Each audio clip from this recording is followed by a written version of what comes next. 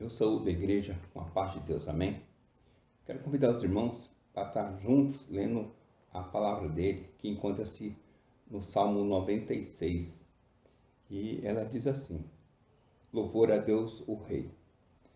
Cantem uma nova canção ao Deus, o Senhor. Cantem ao Senhor todos os povos da terra. Cantem ao Senhor e louvem, anunciem todos os dias que Ele nos salvou. Falem da sua glória às nações. Contem todos os povos as coisas maravilhosas que Ele tem feito. O Senhor é grande e merece todo o nosso louvor. Ele deve ser temido mais do que todos os deuses, pois os deuses das outras nações são somente ídolos. Mas o Senhor fez o céu e Ele está cercado de glória e majestade. Poder e beleza enchem o seu templo. Louve o Senhor todos os povos da terra. Louvem sua glória e o seu poder. Dê ao Senhor honra que Ele merece. Traga uma oferta e entre no pátio do templo. Curve-se diante do seu santo Deus. Quando Ele aparecer, trema diante dele toda a terra. Diga em todas as nações, o Senhor é rei. A terra está firme nos seus lugares e nunca pode ser abalada. Ele julgará os povos de acordo com o que é direito. Alegre a terra e fique contente o céu. Ruja o mar, todas as criaturas que nele vivem. Alegrem-se os campos e tudo que há nele. Então as árvores dos bosques gritarão de alegria diante de Deus, o Senhor, pois Ele vem governar a terra com justiça e sem parcialidade. Governará os povos do mundo. Devemos honrar esse Deus, glorificá-lo sempre. Estamos passando por momentos difíceis na nossa vida, né? E só o nosso Deus que nos pode trazer consolo, alento para a nossa vida, né? Estão passando os momentos que muitas pessoas têm passado necessidade, fome, tem pessoas que perderam seus entes queridos e não sabe para onde ir, né? E às vezes não tem esse Deus que a gente conhece, que nos fortalece nessas horas difíceis. E nós não podemos nunca negligenciar esse nosso Deus e sempre procurar honrá-lo, Ele, e gozar nele para todo sempre. Foi para isso que Ele nos fez, para que nós possamos louvar o seu santo nome. Eu convido a igreja para estar orando nesse momento, levando suas mentes, né, em oração e juntos glorificar esse Deus maravilhoso. Pai de amor, obrigado porque o Senhor é um Deus maravilhoso, Pai, tem cuidado de nós, tem suas misericórdias renovadas a cada manhã, Pai. E é por isso que nós não somos consumidos, Pai. Que pedir que você esteja abençoando, Pai, essa igreja que procura te servir, Pai. Que isso nos capacite para cada vez mais, para que nós possamos ser servos, que o Senhor tenha orgulho da gente, Pai. E que nós possamos sempre estar buscando a Tua presença, buscando refúgio no Senhor, Pai. Fica conosco, Pai, durante essa semana que está se iniciando, Pai. Nos fortaleça, Pai, e nos dê sabedoria para poder sempre estar colocando o Senhor em primeiro lugar em nossas vidas, Pai. É isso que eu te agradeço e te peço, Pai. Vem estar conosco. Amém, Pai. Boa noite, irmãos. Vamos dar início ao nosso momento de contrição. Convido você a ler comigo Salmo de número 6, versículo 4 e versículo 5, que diz: Volta-te, Senhor, e livra a minha alma. Salva-me por tua graça, pois na morte não há recordação de ti. No sepulcro, quem te dará louvor? Vamos para esse momento. Davi, que ele atribui, ele está fazendo uma queixa por conta de bem provável, uma enfermidade que acometeu sua vida. Ele está passando por dificuldades. Verso 4, Davi ele inicia falando: volta-te, Senhor, mostrando e atribuindo como se Deus tivesse afastado dele. Irmãos, e Entre todas as consequências que o pecado traz para a nossa vida, a maior delas não é física, não é mental, não é nada que possa acontecer comigo, ou com você, ou com pessoas à nossa volta, que o pecado tem esse efeito, mas a maior de todas ela é o fato do Senhor se afastar de nós. E ao mesmo tempo que o salmista ele reconhece e pede para o Senhor se aproximar dele novamente, por um pedido de misericórdia, ele reconhece que nem mesmo a morte, que pode ser uma consequência gravíssima, ainda não é comparado quanto ao fato de Deus estar longe, pois os mortos eles não têm recordação, eles não se lembram mais do Senhor. Então que o Senhor possa nos dar vida nesse momento, que nós confessemos o nosso pecado, para que o Senhor nunca se afaste de nós. E clamamos por misericórdia da parte dele pelas nossas vidas. Amém? Vamos orar nesse momento. Senhor Deus Pai, nós oramos a Ti, Senhor, querendo Te pedir perdão pelos nossos pecados. Que o Senhor possa ter misericórdia de nós, ó Deus. Que o Seu Espírito nos ilumine a reconhecer os nossos pecados segundo a Tua palavra. Nos ajuda, Senhor, a não entristecer o Teu Espírito, ó Pai. Nos ajuda a andar em santidade. Nos ajuda a confiar no Senhor, a depender de Ti. Nos ajuda, Deus, a não pecar contra o Senhor, porque nos livra, Pai, dessa terrível consequência que é o Senhor se afastar de nós por causa das nossas transgressões. O Senhor é um Deus santo, que é misericordioso, sim. O Senhor não tem o culpado por inocente. Por isso nós te pedimos por misericórdia, Deus.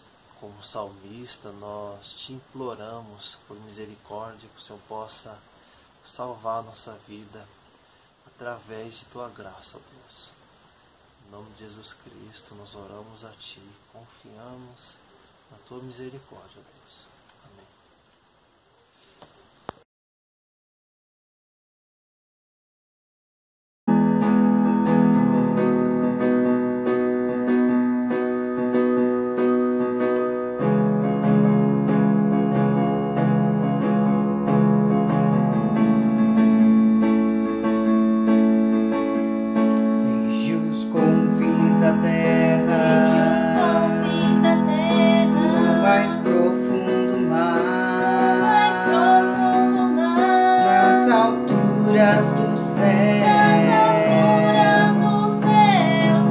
Louvado és dentro dos corações,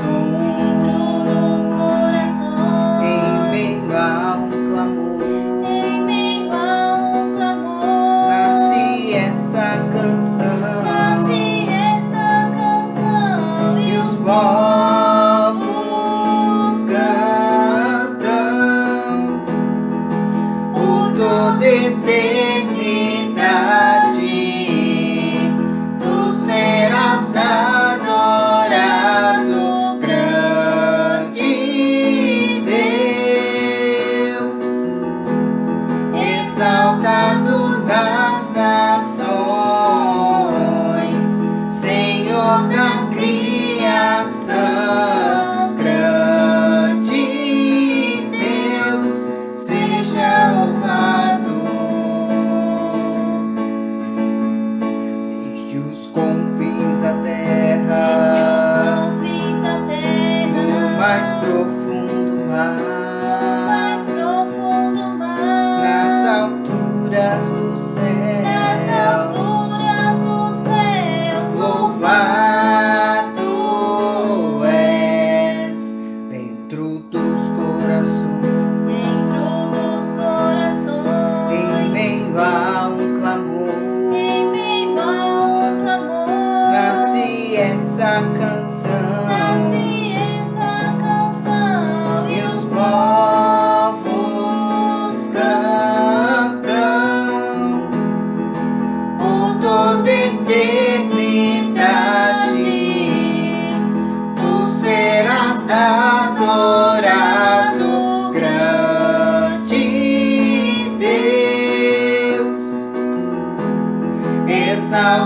louvado nas nações,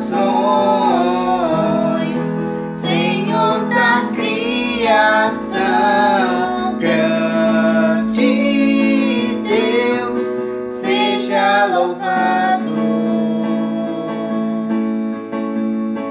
Deixe os confins da terra, mais profundo mar, nas alturas dos céus, louvado és. Olá, eu gostaria de saudar a todos os irmãos da Igreja Presbiteriana Peniel com a graça e a paz do nosso Senhor Jesus. Para mim é um prazer e um privilégio estar aqui mais uma vez, trazendo a palavra de Deus para os irmãos. Deus ainda não nos deu a oportunidade de estarmos juntos presencialmente, mas é bom saber que posso pregar a palavra de Deus chegando a cada um dos irmãos. Vamos então, nesta hora, ouvir a mensagem do Senhor Jesus para nós por meio da sua palavra. Abra sua Bíblia comigo no Salmo 127, será o texto da nossa meditação nesta hora, por meio da exposição da palavra de Deus. Salmo 127, vamos ler todo o Salmo do verso 1 até o verso 5, este que é um Salmo de Salomão, um dos salmos de peregrinação. Diz assim a palavra do Senhor: se o Senhor não edificar a casa, em vão trabalham os que a edificam. Se o Senhor não guardar a cidade, em vão vigia a sentinela. Inútil vos será levantar de madrugada, repousar tarde, comer o pão que penosamente granjeastes. Aos seus amados ele os dá enquanto dormem. Herança do Senhor são os filhos, e fruto do ventre o seu galardão. Como flechas na mão do guerreiro, assim são os filhos da tua mocidade. Feliz o homem que enche dele a sua aljarva, não será envergonhado quando pleitear com os inimigos à porta. Vamos orar mais uma vez. Senhor, louvado e bendito seja o teu santo nome pela tua palavra. Que ela possa encontrar terreno fértil em nossos corações, que sejamos transformados por ela e que possamos viver de fato e de verdade aquilo que temos visto, ouvido e aprendido, Deus. Que não sejamos apenas ouvintes, mas praticantes da mesma. Fala ao coração de cada um dos meus irmãos, de cada uma das pessoas que terão acesso a essa pregação. Que a tua graça continue nos abençoando e iluminando os nossos corações para compreendermos a tua palavra. Em nome de Jesus. Amém. Irmãos, há uma antiga canção que diz: não tenha sobre ti um só cuidado qualquer que seja, pois somente um, seria muito para ti. É meu, somente meu, todo o trabalho, e o teu trabalho é descansar em mim. Irmãos, nós precisamos descansar mais em Deus. Precisamos parar de acreditar nas estratégias, nos métodos, nas técnicas e nos nossos planos. Deus não precisa do homem para resolver os problemas do homem. Deus não precisa de você para resolver os problemas da sua família, da sua casa ou da sua vida. Ele é Deus. E sem Ele, nada acontece. Sem Deus, a chuva não cai, o solo não germina, a árvore não dá o seu fruto. Sem Deus, o óvulo não fertiliza, o homem não nasce, não cresce, não se desenvolve, não vive. Sem Deus não há sabedoria, não há conhecimento, não há ciência, não existem descobertas, desenvolvimentos ou tecnologias. Sem Deus não há vitória, não há prosperidade, não há conquistas, não há avanços, não há aquisições. Sem Deus não há segurança, estabilidade, calmaria ou paz. Tudo vem de Deus e nós dependemos totalmente dele. Sempre foi assim e sempre será. Com todos. Todos. Budistas, ateus, espíritas, católicos, muçulmanos ou crentes, todos dependem única e exclusivamente de Deus e da sua graça, que por meio da sua misericórdia sustenta a todos, bons e maus, por meio da sua chamada graça comum ou da sua graça especial. Felizes são aqueles que reconhecem isso, irmãos, e que se rendem a essa maravilhosa dependência servil a este que é o único Deus. Esse é o resumo deste salmo. Isso é a grande mensagem desse salmo. Mostrar a nossa segurança única e exclusivamente em Deus. Segurança que temos de que é Ele que nos edifica, é Ele que nos protege, é Ele quem nos sustenta, é Ele quem cuida de nós. É exatamente assim que começa o verso 1 aqui trazido pelo profeta Salomão. Se o Senhor não edificar a casa, em vão trabalham os que a edificam. E a primeira grande mensagem desse texto, então, é: toda edificação deve estar fundamentada em Deus. Há consenso entre os estudiosos e teólogos de que, se tratando de um salmo de Salomão, é muito provável que ele estivesse em mente aqui a construção do templo, que é projetada, pelo rei Davi, mas é concretizada pelo seu filho Salomão. E essas narrativas nós encontramos ali nos livros de Reis e também de Crônicas. A ideia é que, se não for o próprio Deus quem edifique esta casa, e aqui aparece Deus como essa figura de um grande construtor, essa edificação aqui aponta muito mais para essa edificação de uma casa, de um local, de um estabelecimento, e é muito provável que Salomão estivesse aqui pensando no templo. Se não for Deus que haja nas nossas vidas como esse grande construtor, nada acontece. Se o Senhor não edificar a casa, em vão trabalham os que a edificam. A ideia aqui é que vão é o trabalho daqueles que constroem ou tentam firmar num templo, numa casa, numa cidade, se não for Deus que esteja ali edificando. E é claro que essa edificação aponta muito mais para uma edificação espiritual. E não há como lembrar, irmãos, não há como deixar de esquecer aqui a passagem no Novo Testamento quando diz que nós somos edifício de Deus, tendo Cristo como essa pedra angular, como esta pedra de sustentação, de base para nós. E eu desafio você a procurar na internet, como curiosidade, é bem interessante a ideia de uma pedra angular, uma pedra de esquina. Ela é uma pedra que liga uma parede a outra, uma sustentação a outra, dando base, dando sustentação. E essa sustentação nas nossas vidas, como edifício de Deus, não tem outro fundamento, outra base, senão o próprio Cristo, como instrumento do Senhor em nossas vidas. Se o Senhor não edificar a nossa casa, a nossa vida como instrumento, como edifício de Deus, em vão trabalham os que edificam. E a grande verdade é que isso independe do nosso reconhecimento, irmãos. Porque muitos são aqueles que são abençoados, que são edificados por Deus, mesmo sem reconhecer o seu senhorio em suas vidas. Tamanha é a graça, a misericórdia e o poder de Deus sobre tudo e sobre todos. Contudo, a primeira grande mensagem desse texto é a de que toda edificação deve estar, então, fundamentada em Deus. Em segundo lugar, esse texto nos mostra que somente Deus pode nos dar segurança.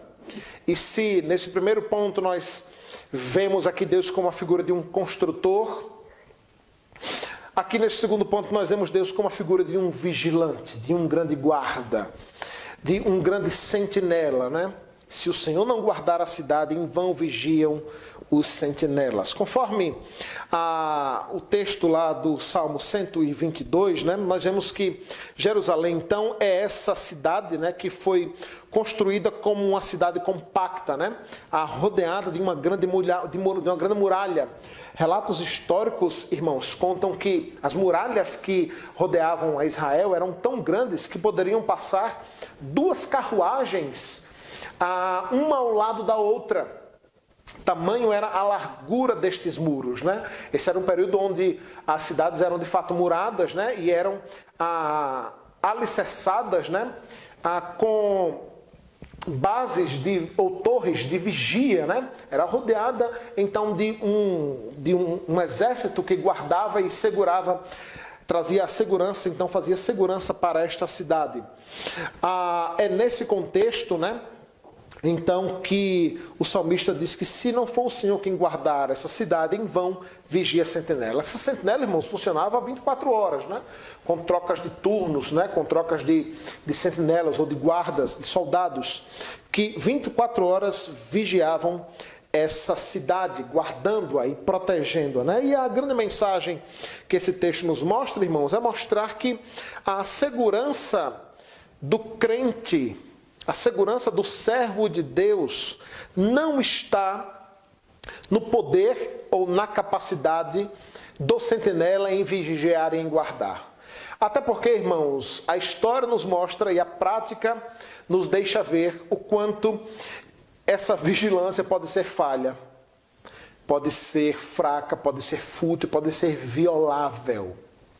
Nós temos no Brasil, irmãos, por exemplo, há uma bela ilustração disso, né, que até se tornou filme. O dia onde um grupo muito bem aparelhado, treinado e planejado assaltou o nosso Banco Central, roubando mais de 164 milhões por meio de túneis do Banco Central, irmãos. Teoricamente, um dos lugares mais seguros do Brasil, quiçá do mundo, né? Com um sistema de segurança avançadíssimo.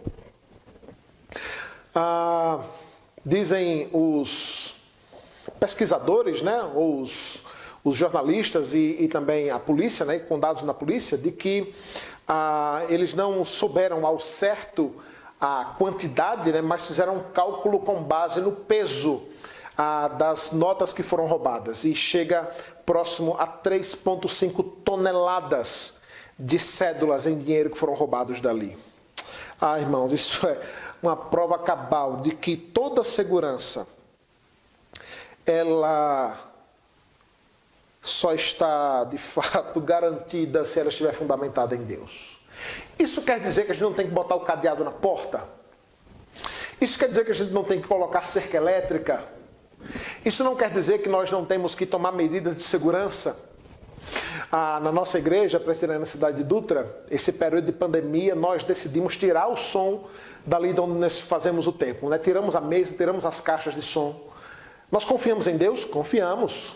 Mas a gente confia em Deus e tranca a porta. A gente confia em Deus e põe um alarme. A gente confia em Deus e põe um sentinela para vigiar. Nenhuma coisa nem outra, né, irmãos? Há quem olhe para esse texto e ache que é descartável, né, ou dispensável a qualquer ação do homem. A ideia, em todos os exemplos que aparecem aqui, irmãos, não é de minimizar ou retirar a figura da participação do homem nesse processo, mas é mostrar que Deus apenas utiliza o homem como um instrumento para trazer todas essas coisas. Em vão vai trabalhar aqueles que edificam uma casa se for sem Deus, mas com Deus ele precisa trabalhar para edificar a casa. Em vão vai vigiar o sentinela se Deus não estiver protegendo a casa, mas Deus protege a casa utilizando-se do sentinela, do guarda que vigia. Mas a grande mensagem é mostrar que a nossa confiança de fato tem que estar no Senhor e não nessas coisas. Nós fazemos aquilo que está ao nosso alcance, mas confiamos em Deus. Confiamos na graça que por meio de Cristo opera em nós. Eu acho que tem um salmo que eu gosto bastante que representa bem isso, né? O salmista lá no verso 7 do capítulo 20 diz assim: uns confiam em carros, outros em cavalos. Nós, porém, nos gloriaremos no nome do Senhor. Carros e cavalos eram instrumentos essenciais na guerra e na batalha. Contudo, a ideia do salmista aqui é mostrar que a confiança do servo de Deus não pode estar nessas coisas materiais, naquilo que nós podemos ver. Sim, porque mesmo trancando, mesmo colocando alarme, mesmo tomando medidas de precaução, de segurança, nós podemos ser assaltados. podemos ser roubados, podemos ser surpreendidos. Fazemos o que está ao nosso alcance, mas não colocamos a nossa confiança nisso. Confiamos única e exclusivamente em Deus. Isso vale para a edificação, isso vale para a segurança, isso vale para o sustento. E aqui nós chegamos no nosso terceiro ponto. Porque o verso 2 continua o salmista dizendo assim: inútil vos será levantar de madrugada, repousar tarde, comer o pão que penosamente granjeastes. Aos seus amados ele os dá enquanto dorme. Aqui, irmãos, nós temos a figura de um indivíduo que trabalha muito, ao ponto de não dormir. Eu vou explicar isso. E temos a figura de um indivíduo que trabalha, mas trabalha o suficiente para ser abençoado por Deus e ser sustentado por Deus, pois entende que esse sustento vem único e exclusivamente do Senhor. Veja comigo, o texto diz que inútil será fazer o quê? Levantar de madrugada e repousar tarde. Aqui a figura do indivíduo que acorda muito cedo para trabalhar e vai dormir muito tarde. Você consegue ver isso aqui? Aqui é exatamente isso, a figura do indivíduo que dorme poucas horas. E durante todo o resto do tempo, ele está fazendo o quê? Trabalhando. Irmãos, nós vivemos num contexto, social, onde trabalha muito é motivo de orgulho, O indivíduo se gaba de dizer que ele trabalha 8, 10 horas por dia. E isso é muito bom, porque o contrário disso, a preguiça é pecado. E Deus fez o homem para o trabalho. Diferente do que muitos pensam, falam, O trabalho não é fruto do pecado, mas o trabalho foi prejudicado, foi dificultado com o pecado. Mas o trabalho já existia antes mesmo do pecado, Deus deu trabalho a Adão e a Eva antes deles pecarem. Mas a ideia é que o nosso sustento não vem dessas coisas. A base do sustento de Deus para nós, e aqui a gente fala de sustento mesmo material, no que se refere a alimento, a pagar contas, ao sustento financeiro, físico, a estrutura de uma casa ou do alimento diário, ou das vestimentas e das roupas, a ideia é que tudo isso vem de Deus. Deus apenas se utiliza do seu trabalho, do seu emprego, da sua profissão para te dar isso. Mas quantos casos conhecemos, irmãos, de pessoas que passam meses desempregadas e não passam fome? É Deus quem sustenta. É Deus quem sustenta. Deus se utiliza do seu emprego para lhe dar o sustento diário, mas Ele não precisa dele para fazer isso. Ele mesmo determinou que era por meio do seu trabalho que ele iria lhe sustentar. Mas se temporariamente, por doença, por desemprego ou por qualquer outro motivo você ficar sem um emprego, Deus continuará lhe dando o sustento diário, necessário. Aquilo que exatamente você precisa.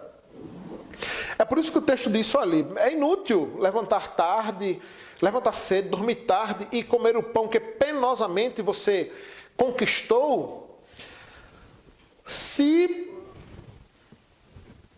não entender que esse sustento vem única e exclusivamente de Deus. Por quê? Porque aqueles a quem Deus ama, os seus filhos, aqueles que Ele cuida, Deus dá enquanto o quê? Enquanto dormem. Enquanto dormem. O que o salmista está querendo dizer aqui é único e exclusivamente o seguinte, irmãos. O trabalho é apenas um instrumento de Deus, porque Deus pode lhe abençoar até mesmo quando você não está trabalhando. Até mesmo quando você não está fazendo nada. Até mesmo quando você está descansando. Enquanto você dorme, Deus providencia para você o sustento. Enquanto você dorme e descansa, Deus providencia para você aquilo que você precisa. Não, tenha muito cuidado.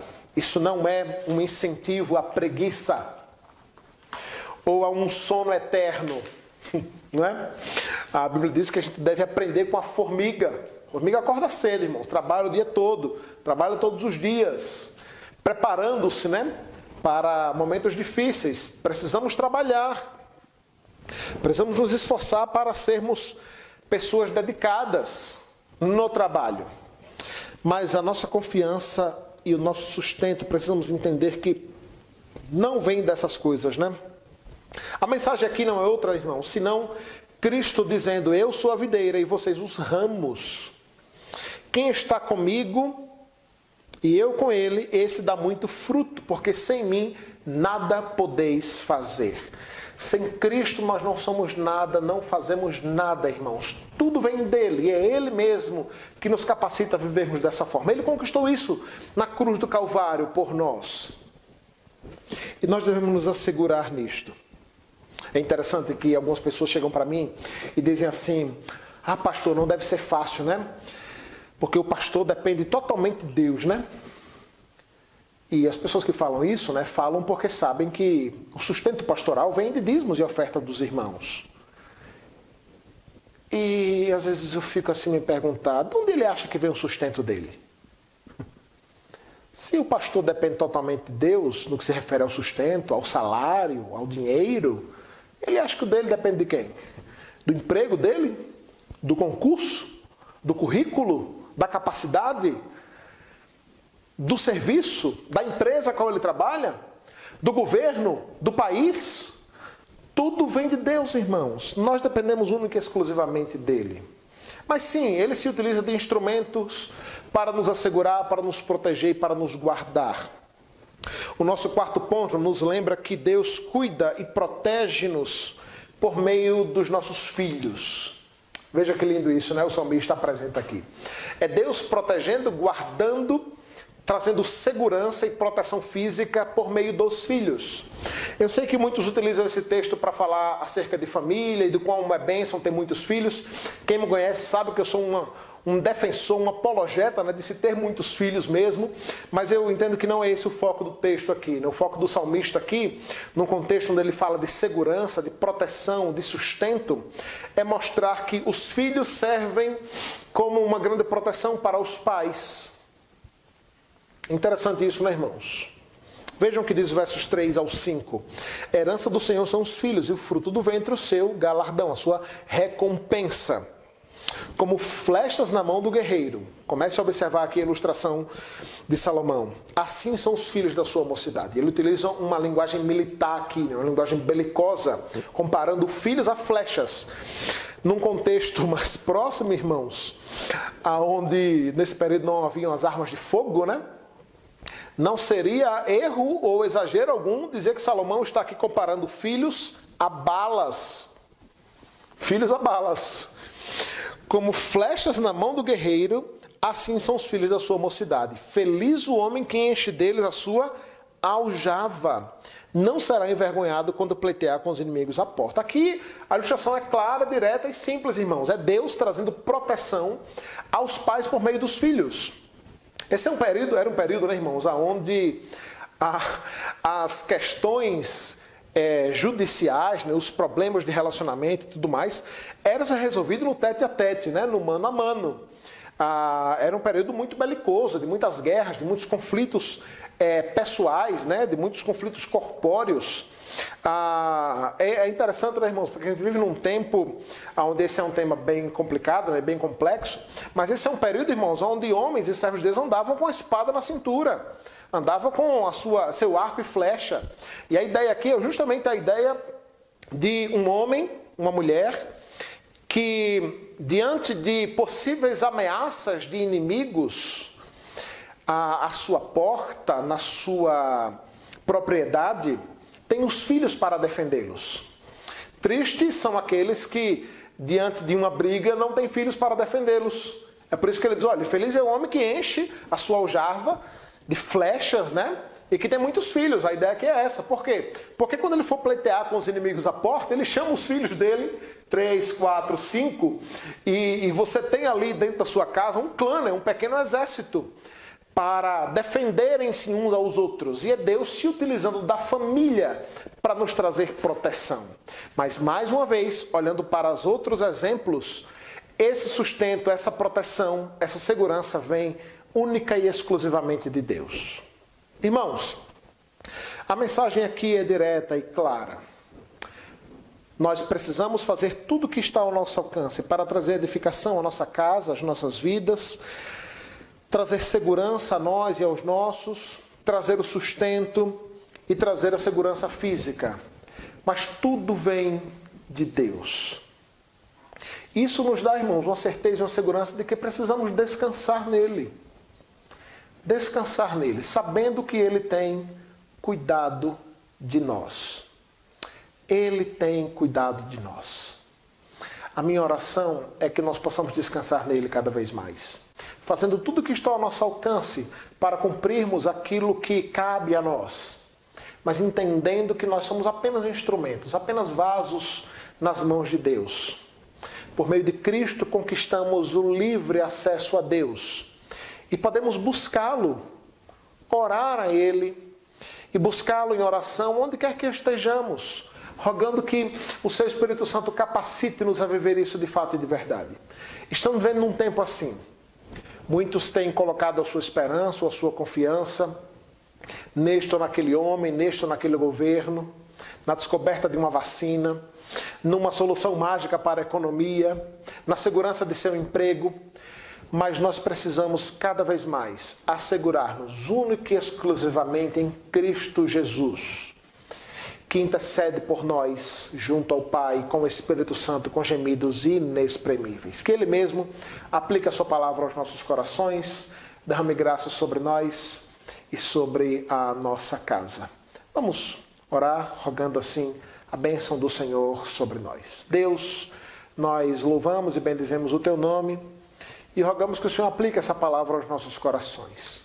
Dá-nos uma semana de paz, derrama da Tua graça sobre nós, protege-nos, guarda-nos, livra-nos de todo mal, Deus. Nós confiamos em Ti e na força do Teu poder. Em nome de Jesus. Amém. Que Deus te abençoe, derrame graça sobre você.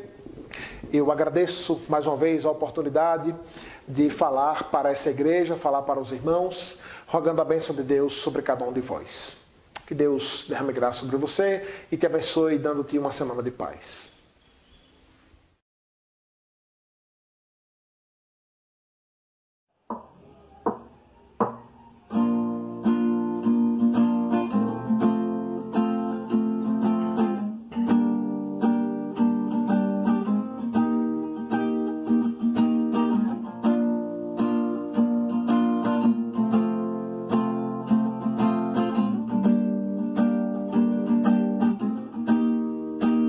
O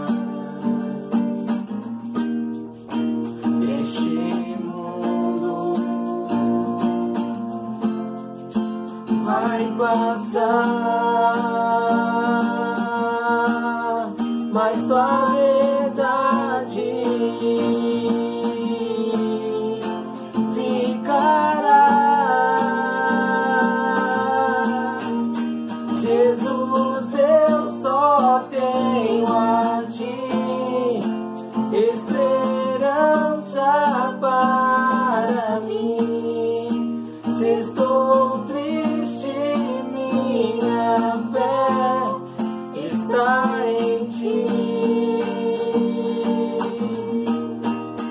Tua mão sustenta o céu, me sustenta o meu viver. Teu amor me guiará até o fim. Jesus, eu só tenho a ti esperança para mim. Se estou triste, minha fé está em ti. Tua mão sustenta o céu e sustenta o meu viver. Teu amor me guiará até o fim. Jesus, eu só tenho a ti. Jesus, eu só tenho a ti. Jesus, eu só tenho a ti. Jesus, eu só tenho